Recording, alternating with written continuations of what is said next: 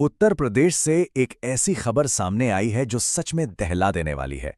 ये कहानी है दो भाइयों की और एक जोड़ी जूतों की, जिसकी वजह से एक की जान चली गई।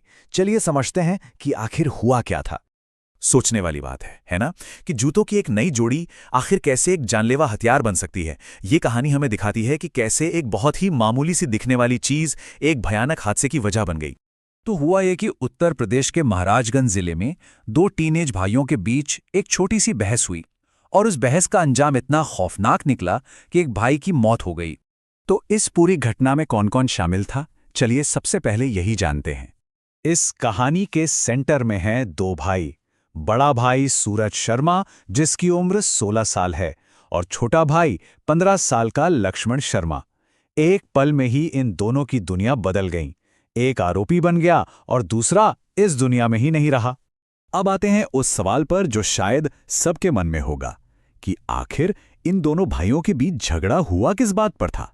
और यकीन मानिए, इसकी वजह सुनकर शायद आप भी हैरान रह जाएंगे। झगड़े की वजह सिर्फ एक जोड़ी नए जूते थे जो ऑनलाइन ऑर्डर किए गए थे। बहस इस बात पर शुरू हुई कि इन जूतों को पहले कौन पहनेगा। मतलब एक इतनी छोटी सी, इतनी मामूली सी बात जो शायद कई घरों में होती होगी। पर इसी मामूली बात ने एक ऐसा भयानक मोड़ ले लिया जिसकी किसी ने कल्पना भी नहीं की होगी। देखते हैं कि कैसे ये बहस एक जानलेवा हमले में बदल गई। शुरुआत हुई बस जुबानी कहासुनी से नए जूतों को लेकर, लेकिन देखते ही देखते मामला हाथ से निकल गया। बात इतनी बढ़ गई कि गुस्से में आकर कैंची उठा ली गई और फिर उसी कैंची से छोटे भाई पर हमला कर दिया गया। एक पल के गुस्से ने सब कुछ खत्म कर दिया। प्रेस ट्रस्ट ऑफ इंडिया की रिपोर्ट के मुताबिक गुस्से में आकर सूरज ने कथित तौर पर एक कैंची उठाई और लक्ष्मण पर हमला कर दिया। ये वो लम्हा था जब सब कुछ बदल गया और वापसी का कोई रास्ता नहीं बचा। हथियार क्या था? कोई बंदूक या चाकू नहीं, बल्कि एक साधारण सी कैंची। पर उसी कैंची से लक्ष्मण के सिर और हाथों पर इतने गहरे जख्म आए कि उसकी जान चली गई। इससे हमले की गंभीरता का अंदाजा लगाया जा सकता है। हमले के बाद क्या हुआ? लक्ष्मण को बचाने के लिए एक भाग दौड़ शुरू हो गई।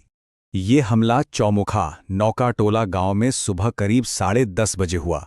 इसके फौरन बाद लक्ष्मण को पास के एक कम्युनिटी हेल्थ सेंटर ले जाया गया, लेकिन उसकी हालत बहुत गंभीर थी, तो उसे जिला अस्पताल के लिए रेफर कर दिया गया।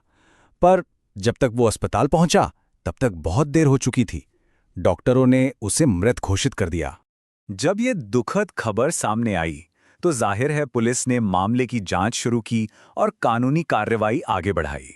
जो एडिशनल सुपरिंटेंडेंट ऑफ पुलिस हैं सिद्धार्थ कुमार, उन्होंने बताया कि इस घटना में शामिल दोनों लड़के नाबालिग हैं। उन्होंने ये भी कंफर्म किया कि पीड़ित की मौत चोटों की वजह से हुई।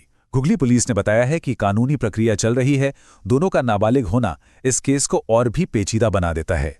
तो ये पूरी घटना हमें एक बहुत जरूरी सवाल के साथ छोड़ जाती है कि कैसे एक साधारण रोजमर्रा की बात एक इतनी बड़ी त्रासदी में बदल सकती है।